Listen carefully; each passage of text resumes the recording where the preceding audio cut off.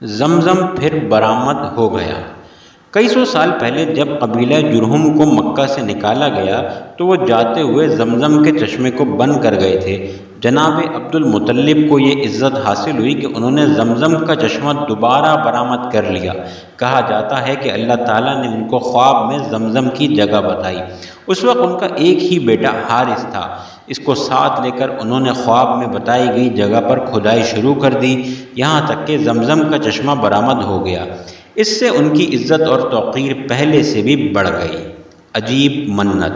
جناب عبد المطلب نے زمزم کی کھدائی کے وقت ایک عجیب منت مانی، وہ یہ کہ اللہ اگر مجھے 10 بیٹے دے تو میں ان میں سے ایک کو اللہ کی راہ میں قربان کر دوں گا۔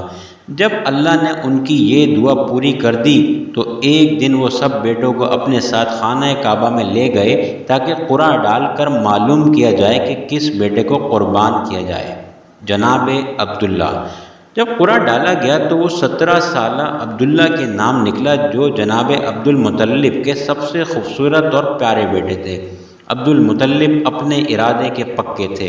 انہوں نے فوراً چھری ہاتھ میں لی اور جناب عبداللہ کو ذبح کرنا چاہا۔ اتنے میں قریش کے سب لوگ جمع ہو گئے اور جناب عبد المطلب کا ہاتھ پکڑ کر اس کا کام سے روک دیا۔ پھر سب نے مشورہ دیا کہ آپ عبداللہ پر اور 10 اونٹوں پر قرعہ ڈالیں۔ چنانچہ دوسری دفعہ قرعہ ڈالا گیا مگر اب بھی عبداللہ ہی کے نام نکلا۔ لوگوں نے کہا کہ اب 20 اونٹوں اور عبداللہ پر قرعہ ڈالیں، لیکن اس مرتبہ بھی قرعہ میں عبداللہ ہی کا نام آیا۔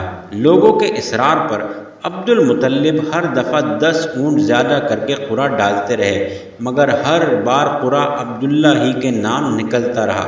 آخر 100 اونٹوں پر پہنچ کر قرعہ اونٹوں کے نام نکلا۔ اب عبد المطلب بہت خوش ہوئے اور عبداللہ کے بجائے 100 اونٹ ذبح کر دیے۔ جناب عبداللہ کی شادی۔ جناب عبداللہ کی عمر 25 برس کی ہوئی تو جناب عبد المطلب نے ان کی شادی قریش کی ایک شاخ بنو زہرہ کے سردار وہب بن عبد مناف کی بیٹی آمنہ سے کر دی۔